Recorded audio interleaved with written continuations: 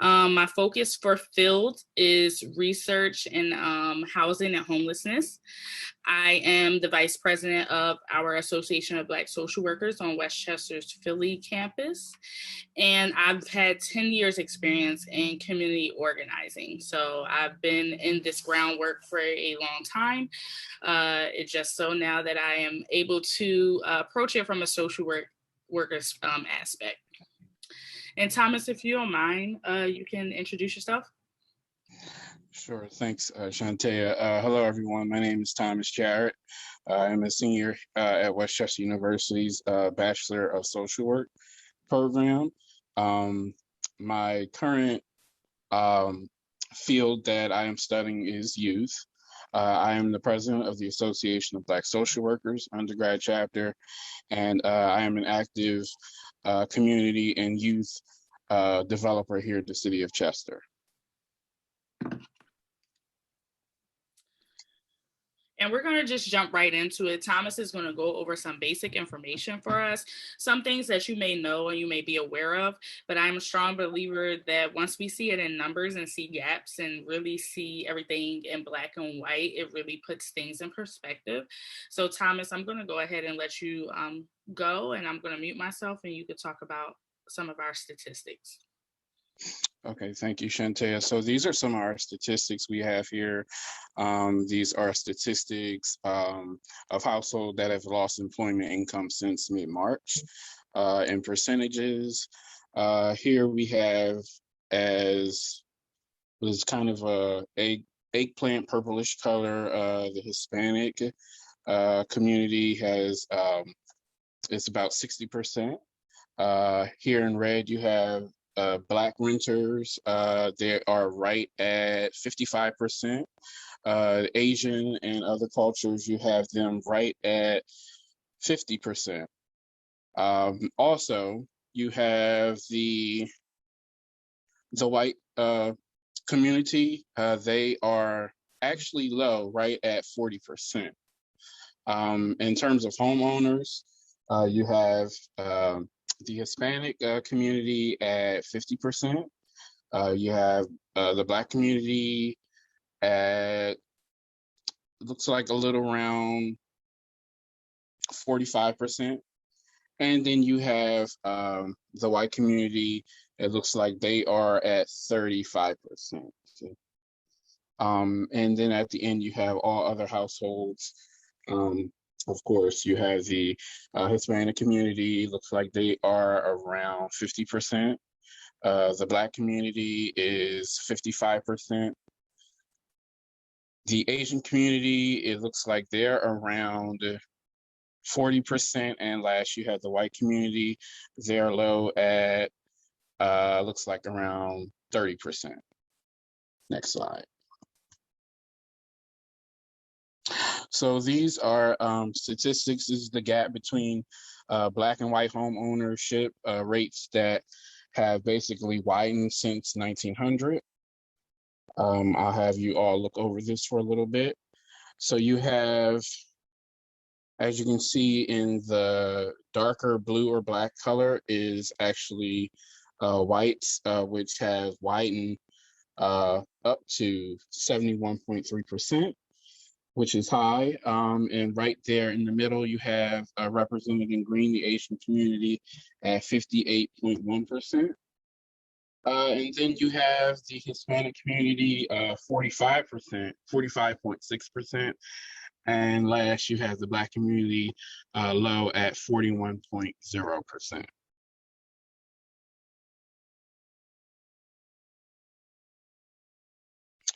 So financial inclusion. So this basically talks about how, so this represents how financial literacy is important and it should be discussed at an early age, particularly in high school, 16-year-olds and up. I think it's important that we discuss it in the home as well as be implemented in the curriculum in our schools. With this, our kids will have a better chance of learning things such as the importance of credit, the importance of financing loans when they go off to college, when it comes time to you know, becoming homeowners or paying off their student loans. So it is good to have you know, knowledge in savings, um, all kinds of financial advice, because you want to have them set up for their future. There has been um, so many young people who have been, you know, at a disadvantage because they didn't have the knowledge as they were growing up to move forward to purchase a home, or they didn't realize the importance. They didn't have the knowledge to realize the importance of credit and how it would affect them in the long run. Next slide.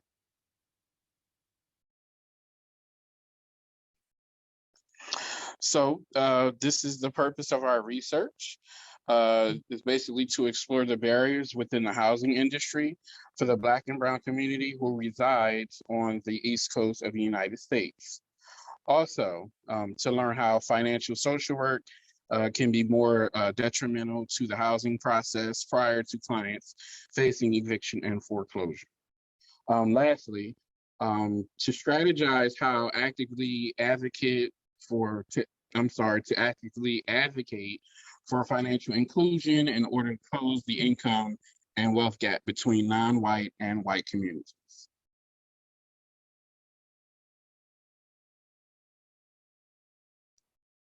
So with all of this, we've composed two research questions. Research question number one is how important is the implementation of social workers within the housing industry to achieve a strengths-based perspective for housing programs. The second research question is basically how can educating the Black and Brown communities at an early age, 16 to 21 preferably, about finances, close to the gap between race and class in the housing industry. Thank you, Thomas, for setting that up for us. So now we get to the nitty gritty. Now we get to what we found, what we dove into. I will say this is research we've been working on since September of last year, and it's been a real eye-opener with a lot of the information that we found, a lot of things that we have realized that was going on that maybe on the surface you think that it's not as deep as it is, but when you really do the research and dive into some things, this has been happening since early 1900s, and it's baffling that it's still going on today. So I'm going to take us right into the next slide. So this chart right here is about housing costs and how pretty much the housing cost is too much and almost more than half of what the income of our American families actually make, right? So in light blue is our severely burdened renters, and in dark blue is the moderately burdened renters. So as you see, many times those who earn under, and we're looking at years 2001 to 2017, those who have earned under $15,000 a year annually, they are severely burdened by paying rent. So the big question is, if I am living right above the poverty level or right below I'm gonna say right above the poverty level, because you're making enough money that you're surviving, right? But you're not making enough money to survive and save and help your credit and all of those things. And when we look at this first chart, these first numbers on this graph about those who are making under 15,000, it's kind of almost impossible for them to come and survive and build a better living for their families and still wanting to do better. And then we have those who are earning between 15,000 and 29,000. We see that the severely burdened renters, the numbers did go down a bit, but it still exists. Then we see our 30,000 to our 44,000 annual income. It has went down a lot. However, it still exists. Then pretty much if you make anything above 45 and above, you rarely come across those people that are severely burdened renters. Most times it's probably maybe they make the money, but they don't have the credit. And this is like a really big problem because unfortunately, for those of us who are in the business or in the market of looking for a home or does not own a home yet, there's not many choices out there for those who don't make a certain amount a year. So let's just say you do fall into this 15 to 29,000 a year, right? And you have decent credit. You may get approved for a mortgage, but it's going to be in some of our inner cities that is plagued with gun violence, drugs. So it's kind of like you're playing a catch-22. You're like, well, I'll be a homeowner. I just got to make sure I have like some type of security, or, I have to watch my back. And that's really no way to live. So we wanted to make sure we got into our research to figure out how we can change this. So we all like money, right? You guys like money. If you don't like money, don't raise your hand. But I would hope to see everybody's hand is raised because they like money. Raise your hand if you like money. I like money, right? The biggest thing that I've learned in this research is a lot of things that they don't tell us. For example, this is so funny that they use the Jarrett College to put the quarters in and not the dollars in. It's hilarious. But college, trying to buy a home while you're in college or you have student debt. One thing that I learned recently as a newly looking homeowner is that we have to go, banks have to go by our debt to income ratio, right? Which is usually 43%. I learned from a very informative loan officer that they're going to go by 1% of your student loans, whether you're in deferment or not, right? It doesn't matter that you're about to go into another program, whether it's master's, doctorate, and continue on. They're going to go by 1%. So let's just say your credit is good, you don't have a lot of debt, but they're going to go by that 1%. I'm going to use myself as an example. I'm in that boat. It's better for me to go into an agreement with my student loan officers and make some type of payment as opposed to them going by that 1%, because that 1% is going to knock me out for being qualified for many grants for housing. It's going to make my debt ratio go beyond the 43%, because what they want you to think is, okay, I don't have to pay it back yet. I could wait till after I graduate. Then I could worry about that stuff. But all the while, you wanna start a family. You wanna buy a house. And they don't tell us that it's kind of better to make your payments so your debt to income ratio really gets where it needs to be. So for this research, originally we were going to do a focus group. That has changed from December till now. And I'll explain that later. We decided to do a program evaluation, and I decided to use the form of ethnography. I inserted myself into the housing process, and I was able to find out what steps did the housing program utilize, whether they were in compliance with the steps that they were supposed to take with clients, how their follow-up is, and how resourceful they were. The theoretical framework that I'm going to go over today that correlates with this subject is critical race theory, stress and adaptation theory, and intersectionality.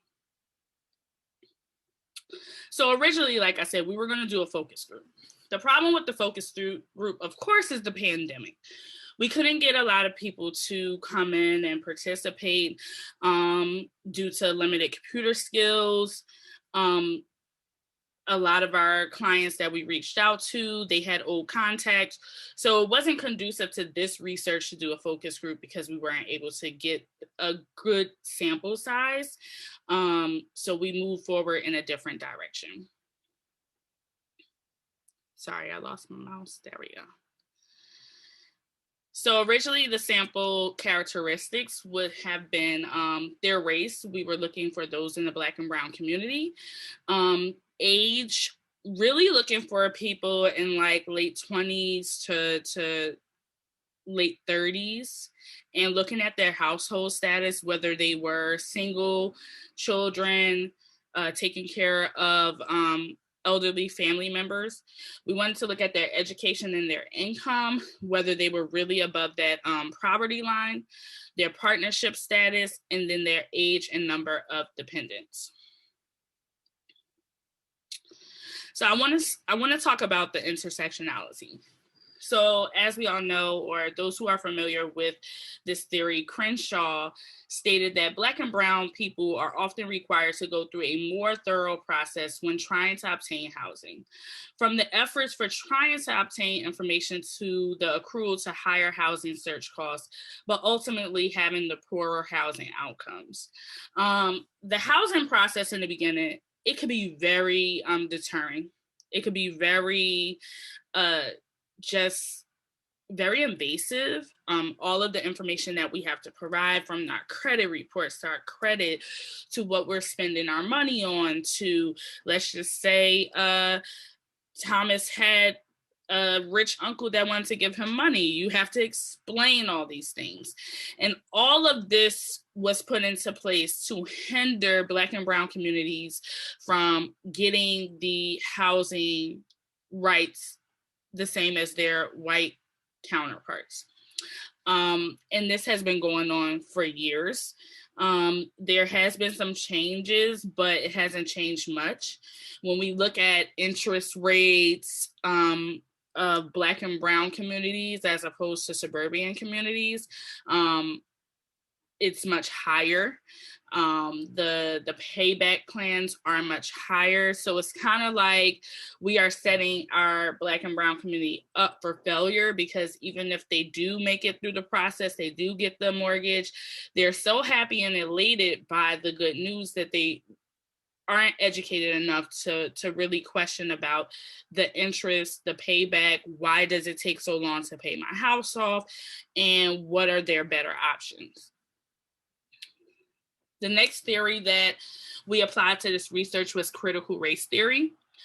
And that's the view that the law and legal institutions are inherently racist, and that the race itself, instead of being biologically grounded and natural, is socially constructed concept that is used by white people to further their economic and political interests at the expense of people of color. And that is what Curry said. Creating differences between races through identifying urban areas as at risk for investment became a practice in the housing industry, even in society today. The method, redlining, was used to mark Black neighborhoods unsafe, which in turn was labeled them as ineligible to finance. There are a few books that I use for this research. One is called Race for Profit. If you ever get a chance, please look into that. And the other one is called The Law of Color. Race for Profit is by Keonga Taylor, and I'll put that in the chat later. And The Color of Law is by Richard Rothstein. Both of those books really taught me just how the bank was thinking when they came up with redlining and the strategies that they used to make sure that they labeled these inner city homes a certain way in order to mark up the price and sell a dream that should not have been sold. And it's still going on today. A lot of people thought in the early 70s, I believe it was like mid to early 70s, that PHA was something, PHA and all the HUD housing was something that was like this great thing for Black and brown communities. So Black and brown people are able to purchase a home. These are awesome programs by the federal government. And unfortunately, it has really set up a mindset of being stuck in that situation of having a HUD home, paying a lesser rent or paying a lesser mortgage, but not planning to buy a home outside of PHA and HUD homes. So it didn't provide any more financial literacy behind it. People weren't given resources to figure out how they can get out of that particular program. And it was really set up to keep the Black and Brown community within certain boundary lines. The last theory I want to talk about is stress and adaptation theory, which refers to the ability of people adapting to changing stress in the environment. This stress can be physical or psychological. According to Gardner, at an early age, children are vulnerable to traumatic stress, illnesses, and to related behavioral and academic abnormalities. Sorry, you guys. When families have to live in communities that are within their price range, they are indirectly exposing their children and themselves to the environment around them. Many of our clients that live in the roughest areas of Philadelphia, due to what they can afford, has been exposed to like drugs, violence, guns. And according to Parson, he states that the psychological reactions that range from hatred of self, loss of trust in the community, and breaking down of a sense of security and of reality, these are all stresses that now will follow the family for years to come. This theory of all of them is like a really real theory. I personally feel that I have even suffered from this theory at one point, just growing up in the neighborhoods of Newark, New Jersey, which was gang stricken. But when your family doesn't have a way out, what can you do? If this is all you can afford, what can you do? And so the purpose of our research is just to really fight to have more social workers in the housing industry so that our clients are properly prepared, properly given information about which resources they can use. So if they wanted to move out of the inner city into suburban areas or into zip codes that technically you usually won't be able to be qualified for, we have social workers that can help you get to that point far as financial social work and just closing the gap between the income. So again, after our program evaluation, these are some of our findings that we found. So we found that due to the current pandemic, the program in which we evaluated has to choose between meeting numbers and giving quality service to clients. Based on the data, the program fell short in areas of follow-up with previous clients and consistent workshops. Many of the housing programs today, they are funded through numerous organizations like HUD or HEMAP and the DCHD, which is the Diversion Housing Development.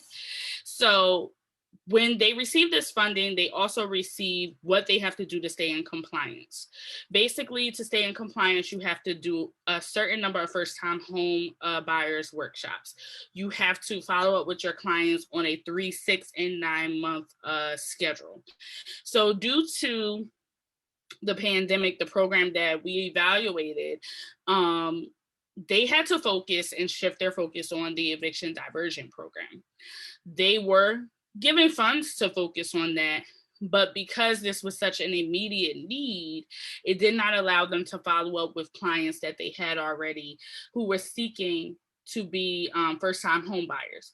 So now someone that has met with their housing counselor for the first time in like March did not receive a follow-up phone call till like maybe mid-fall, which really sets a person back in their process with trying to buy a home.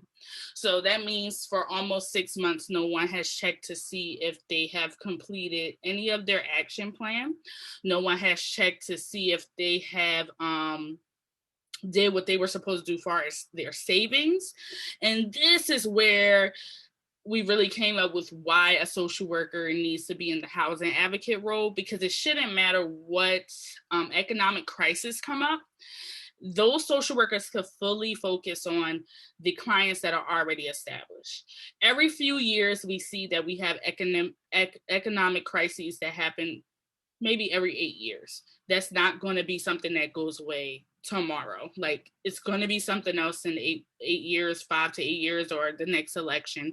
So we need people in place that is able to handle our current clients, keep them focused and on task, so that we are getting more and more people out of the inner city and into homes that they deserve.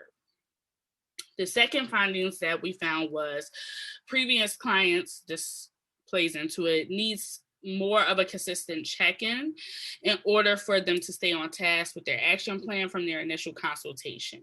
I think many of us are guilty of this. When you are given a task, or somebody follows up with an email and they say, hey, complete these things, out of sight, out of mind. You don't think about it until it comes up again. Having that housing advocate will allow them to get check-ins at least bi-weekly to say, hey, how are you doing? Where are you at in your process? What can I assist you with? What resources do you need? Do you understand everything that your housing counselor went over with you? How can I assist? And lastly, with the social worker in place as a housing advocate, there can be specific skill set of operating from a strengths-based perspective and helping the client stay consistent during their housing process, all while educating them every step of the way. I've had plenty of clients that I came across where they really didn't know where to start with the budget. They really didn't know where to start with finding ways to save money. Simple things like weatherization of your current home to cut back on your energy bills. Little things like that to give them that information so that they can cut $50 to $75 off their energy bill to go into their savings account to further help them save for the house that they want. I believe that a social worker would be able to be in that role and assist them and see the bigger picture, as opposed to operating from just having a meeting, marking that they had that meeting, and moving on to the next client. So I did put some case studies in here just to give you guys like a little background of some of the clients that we've seen in the program as we were doing the evaluation and assisting in some of the day-to-day tasks. We had a Hispanic client in their 30s. They worked for property management and lived in the property as well. They were affected by the pandemic and wound up contracting the COVID virus. When they tried to return to work after being sick, they were laid off. And then the property management decided to go through the eviction process due to lack of income for a pay. Don't really know how you guys feel about that, but when I heard about this, I felt like it was just not fair. It was definitely a system working against this client. I do believe this client was able to be helped, but it just shows you that even in rare form and right in your face, you're showing people, I am a hard worker, I am earning a living, that at the drop of a dime, you could be put in a situation where that you are homeless, you're on the street, and you're facing conditions due to something completely outside of your reach. The second client we had was a 29-year-old African-American. The client grew up in the Public Housing Authority of Philadelphia and really had no financial literacy knowledge, minimum wage job right above the poverty line, 2 children, a very unsafe area, no savings, but really wanted to move forward with the first-time home buyers program. And again, from a social worker perspective, I was able to suggest little things to this client, like where can they cut down from their spending to reallocate funds into their savings, and just really go through the process of how can we budget better on a monthly basis so that you can make this dream come true. It may take 2 years, it may take 3 years, but where can we start right now? I will say that this client was very enlightened after our conversation, with just giving them information about the weatherization services that the housing program provided, giving them information on how to budget better, how to reallocate their funds to their savings account. And then we were in a pandemic. So one thing was spending more money on food because now the children were at home, giving that client information on the free food that was given out in their area. So just being very resourceful and allowing people to break that cycle of thinking that there was no way out. And that is pretty much the conclusion of our presentation. These are some of our references that we have. Again, like I said, if you have time or you are interested, Race for Profit is a really good book to follow up with. And what was the other book? The Color of Law by Richard Rothstein. He pretty much talks about the history of redlining and how it started back in the 1970s. And I'm going to open the floor for any questions.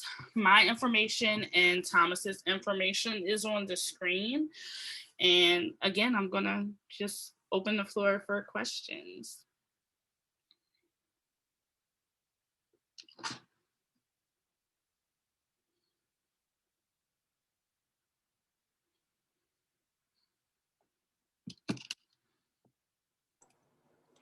Yes, Ashakia? Well, I just want to say I don't actually have a question, but I want to say that you guys did an outstanding job on your presentation. It's very thought out, very well thought out. I was able to obtain some information that I can use moving forward in my journey in securing, becoming a homeowner. So I just wanted to thank you guys. You're welcome. Thank you, Shakia. I just wanted to ask, was there anyone, because this was a hard time for people to be buying a house with this pandemic going on, were you able to help anyone move forward and to get into a home? Absolutely. So, like I said, I put myself into the research. So I did start the process with this organization. I had a really, really good housing counselor that broke a lot of things down to me. I attended their first time home buyers program, which on that particular Saturday was 52 people in the session.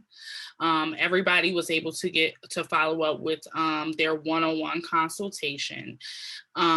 And to my knowledge, some of the people that was there that I continued to talk to, they are moving forward with the process. I'm moving forward with the process myself. But the biggest difference with that is many of the housing counselors, well, 1 out of 4 of the housing counselors at this particular housing program does have a social work background. So it's all about the approach and the follow through. And I think that's where people get lost in the process, is the follow-up, because when you're ready, you're ready. But if you're not informed on how to go with that process, you can get lost and you can get really defeated and don't want to continue on, and you may feel like it's something that cannot be achieved. Yes, I wanted to ask, during the pandemic, you said some people did buy houses. Did the houses go up or down, during the pandemic, or were the prices the same? So I will say in Philadelphia, the houses are dropping a little bit. However, and this is some stuff right here I'm going to put y'all on. Let's just say you went through the process and you got an FHA loan, right? Many of the houses in Philadelphia, people are asking for cash on demand only. So they're going to buy out over you, regardless of what mortgage you have.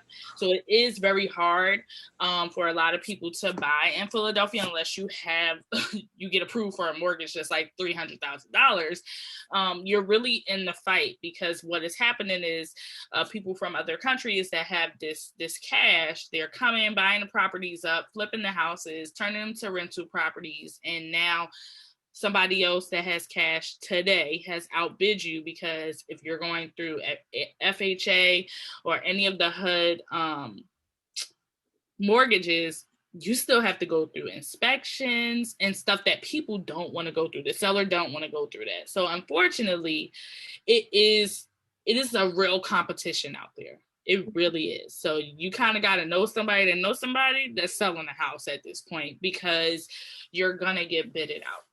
Yeah, I just recently heard of something. A lot of people were moving from California to Texas, and the houses went up 3 times the amount. And as you said, people were just normal, regular people who didn't have the money, who were relying on the loans. They had gotten outbidded because these people came with cash. And so the sellers sort of took advantage of that and put the pricing of houses up 3 times the amount, where if something was, 100,000, it was 3 times higher. Yep. And and they were getting the houses without getting inspections, because they were so desperate to move out of their California, out of their situation onto. So it was just sad all the way around. But thank you for the information. And just like the lady said before me, your presentation was very well put together, and I gained a lot of information from it. Thank you. Thank you so much, Karen. One thing I will add, even though I made that comment, it is still the time to buy. There are so many loans and grants out here right now that the federal government is releasing. They have the first front door grant that if this is your first time purchasing a house, you get up to $5,000 towards your closing costs. They have the K-Fit grant that gives you I think 10% of your closing costs. So if it's $120, if your mortgage is $120, they'll give you $12,000. And then it's like 3 other grants out here that, as long as you have between a 620 and a 660 credit score, you will qualify for. So a lot of those things are available right now. Yes, Brittany. Hi. So I echo what a few of the other participants have said, that your presentation was just so illuminating, and I feel like I learned so much, and I feel really invested in this issue now that I've heard from you. So thank you. I myself am lucky enough to be a homeowner, and I have a few friends too who lately have been in the market for a home. And I'm living in Lancaster, Pennsylvania, by the way. And so that's generally the area I'm talking about when I'm asking my question. So we in Lancaster have been noticing, that there have been a lot of bidding wars on homes for sale. And I mean like competitive bidding wars, to the point that buyers are writing personal narratives about who they are, about what their family is, sending in pictures, like pleading with sellers. Now, I'm a white woman, and I can imagine that if there are white people selling homes, that there are some racial implications here on the effects of who the sellers are and what the racial identification of the sellers are based on who the buyers are. Mm-hmm. And I'm just wondering, in your work, did you notice anything like what I'm talking about? Like personal pleas and letters and pictures, and just like trying to put your own humanity into the story in order to obtain housing? And then my follow-up question is, did you find racism and discrimination, if so? Such a good question, Brittany. I did not see that. However, what sparked this was one of the things that sparked this research was I was so blown away by the information that I started to receive that I spoke with my field instructor, and I'm like, I wonder because in Philadelphia, there is a lot of African-American real estate agents. My biggest question was, as an African-American real estate agent, knowing the discrimination that's going on and knowing pretty much the game, how are you so comfortable selling these houses and doing it so strategically to people of the Black and brown community and being able to sleep at night, right? So in my journey on myself, I was approved for a mortgage, and that was on a whim because I wasn't ready yet. I just knew that I had been working on my credit for a year during the pandemic. Soon as I put it out there that I was looking for houses, of course, a whole bunch of real estate agents come knocking at your door. I did have an African-American woman that began showing me places. My issue with her was she was rushing for me to make a decision and close without properly educating me on the area, without educating me on the process of, signing off and closing this house. And then when I went to the first time home buyers workshop, which was like weeks later, it was a lot of information that kind of contradicted what she had told me. So when it comes to discrimination, yeah, I saw a lot of that because at the end of the day, they were just trying to make a sale. But I just feel like you have to educate your clients on the area that they're signing in. If I ask you how high was the tax, don't give me a vague answer like, it's okay. It's better than Philly, because I was looking in Delaware County, and then I spoke to a friend of mine, and she was like, no, Delaware County taxes goes up all the time. So it was like a lot of miscommunication just to make sure that I signed that paperwork. So yeah, it's a struggle. It's definitely a struggle, but that's why we have to educate our children as they're coming up on credit and the importance of credit and the importance of saving, so that they could be in a position where it doesn't matter what color they are so informed walking into this situation that they could probably close on the house themselves. Like that's my purpose. Like, let's implement financial literacy and all of that stuff in our curriculums in our high school, so that when our high school students graduate, they are not taking out more loans than they need for college, and they are setting themselves up financially, and they know they are very well informed that they can go sign off on a house instead of getting an apartment at 20 years old. So I hope that answered your question, Brittany. I'm sorry. Thank you. Yes. And when you were talking, I had put in the chat money over morals, because people have to look I understand that realtors, they want to make money, but you have to look beyond that. You have to have a heart for the people and not just the money, or the money. Well, if I rush her through this process, I'm not caring about her. I know that I have a concrete sale, and it's just wrong.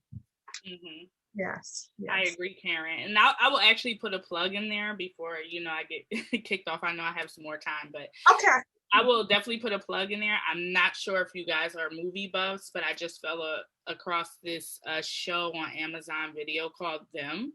And it's crazy because it's like Black sci-fi horror, but the themes and the undertones on redlining and racism in that movie, in the show, is like crazy. It's like an entire, I think it's like episode 5, it's an entire opening where the realtor and the bankers are sitting at the table, and they are strategically planning how they're going to hike up the interest rate so that they can turn East Compton into basically predominantly Black, and they were selling these houses to veterans that were coming home from war. So it's really deep. If you can remember, it's called Them, and it's on Amazon Video. Thank you. Okay, thank you. Does anybody else have any questions?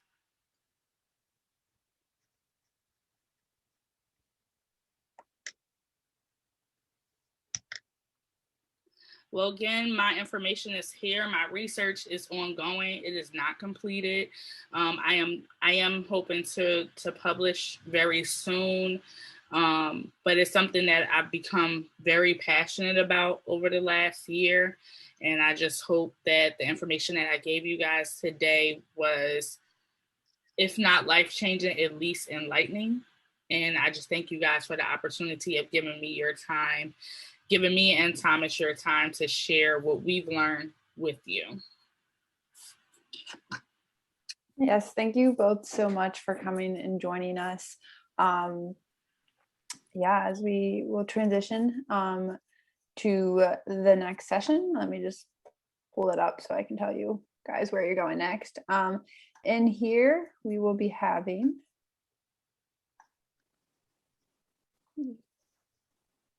here it is. We will be having a conversation on the macro implications of microaggressions, experience of minoritized individuals applying to PhD programs. And then in the other Zoom room, we're having the session entitled Mindful Travel Mentor, an Intercultural Social and Economic Justice Experience in Finland. So I'll let you guys kind of decide where you want to go, and we will see you at 3:30. Thank you. Thank you.